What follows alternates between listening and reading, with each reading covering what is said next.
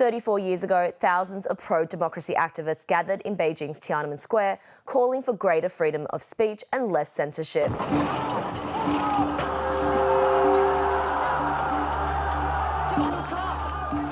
Their protests were crushed after China's government sent in the military, leaving an unknown number of students dead or injured.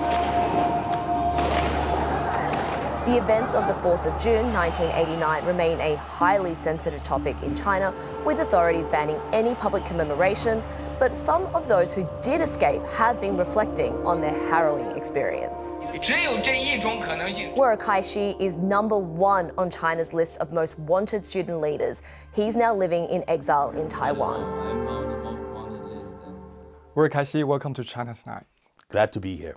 34 years on, it's still a mark on your life, but many young Chinese don't even know Tiananmen happened. What do you remember? Well, first of all, the Chinese young people don't remember not because of it's faded in their memory. It was erased from their memory. There's a strong effort by the Chinese government to make sure that people don't remember that. So I certainly remember it vividly. I was a very young college student back then in Beijing Normal University, and it was one of the most incredible 50 days in my life, for sure. Well, after that, I was put on Chinese most wanted list, and the rumors goes by in Beijing that they didn't want to capture me alive. It's arrest warrant, but pretty much it could be a death warrant as well. So I had to flee. And I did manage to escape from China with the help of Hong Kong friends, like supporters of the democracy movement, not CIA.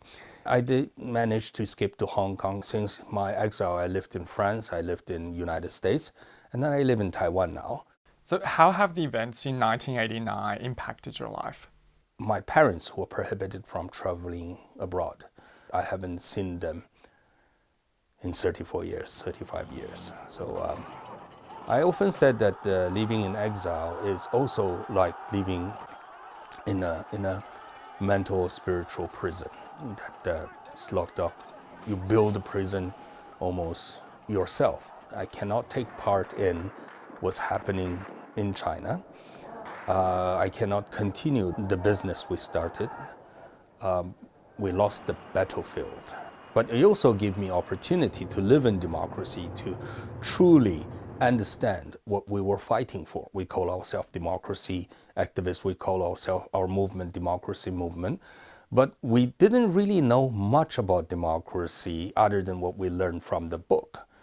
What inspired us to took the street in 1989, it's not so much of how much our rich knowledge of democracy, it's more of a pain because of the lack of democracy. Now, younger generations in China are less enthusiastic compared to your generation. What do you think about that reality? We were perhaps one of the last generation that was brought up in a collectivism-centric civilization. We were brought up with the idea of patriotism, like intellectual hold a responsibility for the country. But the younger generation, they were brought up in information boost, like information blast time. They're much more individualism-centric.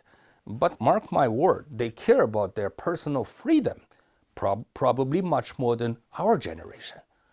They want to have room to grow into their full individual themselves.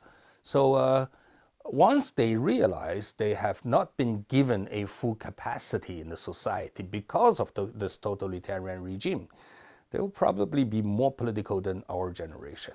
So you've been in exile for more than 30 years, and now you are living in Taiwan and a Taiwanese citizen.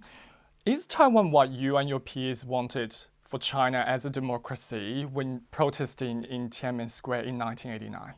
We didn't know enough about Taiwan in 1989. We didn't know enough in the early days of my exiles about Taiwan. But I lived in Taiwan in the past 26 years. And then I have lived through this amazing time for Taiwan to transform into an exemplary democracy. It can certainly play an important role for the Chinese democracy movement, and it is playing that role, inspiring people to look up to this democracy. But I also would like to mention that Taiwan is in the front line of Chinese threat, and then that threat is not just manipulation of your politics or harm you in a trade war.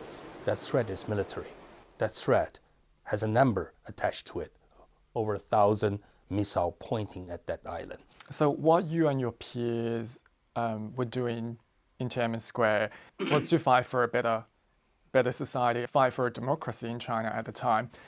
But given the consequences that you haven't seen your family, friends in China for so long, given the consequences, do you regret at all for the decision you made back then? Do I regret? No. Would I do it again? I don't know. If I have a time machine that can take me back, and that I know the result will be this bloody, there will be so many human life sacrifices. Would I do it again? I bet I'll be very, very hesitant. And then also, I think very importantly, I cannot speak for those who sacrificed. They took the street, they started their hunger strike on their very, very own independent spirit, and then we should honor them. Well, Kaixi, thank you so much for joining China Tonight.